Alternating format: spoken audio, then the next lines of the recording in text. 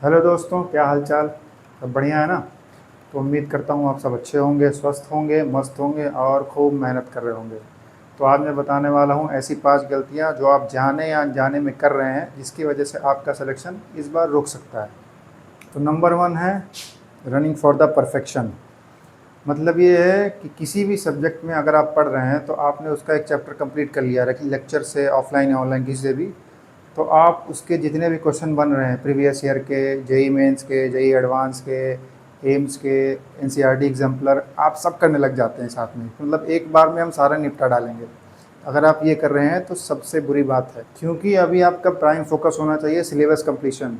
और syllabus completion भी आपको नीट के पीवाईक्यूज़ और जो आपको होमवर्क मिलता है और जो आपके मॉड्यूल्स वगैरह हैं, जो भी आपको कोचिंग में मिले, उससे सॉल्व करना है, और प्लस एनसीईआरटी। इसके बाहर अभी कुछ नहीं करना है। आप पहले इन सब चीज़ों से अपना कंप्लीट कर लीजिए। उसके बाद जब आपका एक बार सिलेबस कंप्लीट हो जाएगा, फिर आप जेईई मेंस के भी क्वेश्चन लगा सकते हैं, एम्स के भी क्वेश्चन लगा सकते हैं, जेईई एडवांस के भी लगा सकते हैं, किसी भी लगा सकते हैं। लेकिन अगर आप पहले से ही लगातार लग जाएंगे ना, एक चैप्टर में लाइन से सब यही कर लूँगा, तो आपका चैप्टर ख़त्म होने में ही एक 15-20 दिन लग जाएंगे। इसकी वजह से आप बाद में लैग करोगे, आप बाद में पछताओगे। शुरुआत में तो 3-4 चैप्टर कर ले जाओगे, लेकिन बाद में जब आगे सिलेबस हो जाएगा तो आपको परेशानी होगी, जिसकी वजह से आप ना नीट के पीवाईक्यू कर पाओगे, ना बाकी कर पाओगे। और हाँ, मैं ये डिनाई नहीं कर रहा हूँ कि जेईई मेंस और बाकी एग्ज़ाम्स के पीवाईक्यू इंपॉर्टेंट होते हैं, लेकिन वो कुछ ही चैप्टर्स को सॉल्व करने के लिए आपके लिए इंपॉर्टेंट है। सारे चैप्टर्स में आपको उसके पीवाईक्यू सॉल्व नहीं करने हैं, और सभी तरह के पीवाईक्यू सॉल्व नहीं करने होते हैं। इसी वजह से आप ये आपका प्राइम फोकस सिर्फ आपके नीट के सिलेबस पे होना चाहिए। तो बात करते हैं नंबर 2 की, जो कि है फोकसिंग ऑन फेवरेट सब्जेक्ट। तो आप में से बहुतों का फेवरेट सब्जेक्ट बायोलॉजी होगा, कुछ का फिजिक्स या केमिस्ट्री भी हो सकता है, लेकिन मेजॉरिटी तो बायोलॉजी होता है। तो आपका फेवरेट सब्जेक्ट जो है, आप उसमें मतलब लग जाते हैं। पता चला आप पढ़ने बैठ गए तो सिर्फ बायोलॉजी पढ़ रहे हैं, या सिर्फ केमिस्ट्री पढ़ रहे हैं, या सिर्फ फिजिक्स ही पढ़ रहे हैं, आपको मज़ा आ रहा है। तो इस मज़े के चक्कर में आप बाकी जो इंपॉर्टेंट सब्जेक्ट्स हैं उसको आप इग्नोर मार देते हो, जिसकी वजह से आपके नंबर कम आते हैं। तो आपको करना ये चाहिए कि आपका जो फेवरेट सब्जेक्ट है वो तो आप उसको मजबूत करिए ही करिए, लेकिन जो बाकी दोनों सब्जेक्ट है ना, उसको भी आपको टाइम देना पड़ेगा। क्योंकि नहीं टाइम दोगे तो नंबर नहीं आएंगे बाकी में। तीसरा और मोस्ट इम्पॉर्टेंट, जो कि है शॉर्ट नोट्स बनाना, स्पेशली फिजिक्स में और फिजिकल केमिस्ट्री में।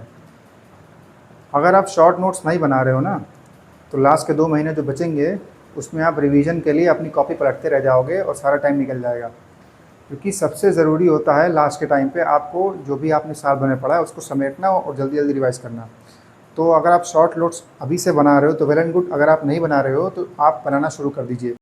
शॉर्ट नोट्स कैसे बनाना है और मैंने किस तरीके से बनाए थे, इसके लिए मैं अलग से वीडियो बना दूंगा, अगर आप नीचे कमेंट करेंगे तो। चौथा है फियर ऑफ टेस्ट। अगर आप टेस्ट देने से डरते हो, ये सोच कर कि मेरे मार्क्स कम आएंगे, मेरा सिलेबस अभी टेस्ट के लिए कंप्लीट नहीं हुआ है, तो ये अभी करना छोड़ दो। क्योंकि आपको अभी प्रैक्टिस करना है, सिर्फ आपको अपनी गलतियों को सुधार के उनसे सीखना है, फिर आगे बढ़ना है। अगर आप अभी से मार्क्स कैलकुलेट करने ले जाओगे ना कि मेरे पहले टेस्ट में मेरे 500 नंबर आए, अगले में मेरे 400 आ गए, और या उसके बाद 300 आ गए, लगातार गिर रहे हैं या बढ़ रहे हैं, तो अगर आप ये कर रहे हो तो अभी रुक जाओ। क्योंकि अभी घबराने की कोई बात नहीं। अभी आपके पास पूरा साल पड़ा हुआ है, अभी आप मेहनत करोगे तो आगे आपके मार्क्स इंप्रूव हो जाएंगे। लेकिन इस चक्कर में आपके नंबर अगर कम आ रहे हैं तो आपने टेस्ट अगर छोड़ दिया तो आगे दिक्कत हो जाएगी।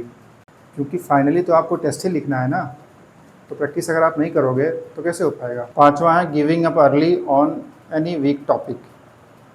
अगर आपको कोई भी टॉपिक वीक है, चाहे वो बायोलॉजी में हो, जैसे कि बायोलॉजी में जेनेटिक्स होता है बहुतों का, केमिस्ट्री में फिजिकल केमिस्ट्री होता है, या फिजिक्स में तो पूरी फिजिक्स ही वीक होती है ज़्यादातर लोगों की। तो अगर आप उसमें वीक हो और बहुत जल्दी गिव अप कर देते हो कि यार मुझे समझ में नहीं आ रहा है, तो आप नहीं होगा सिलेक्शन आपका।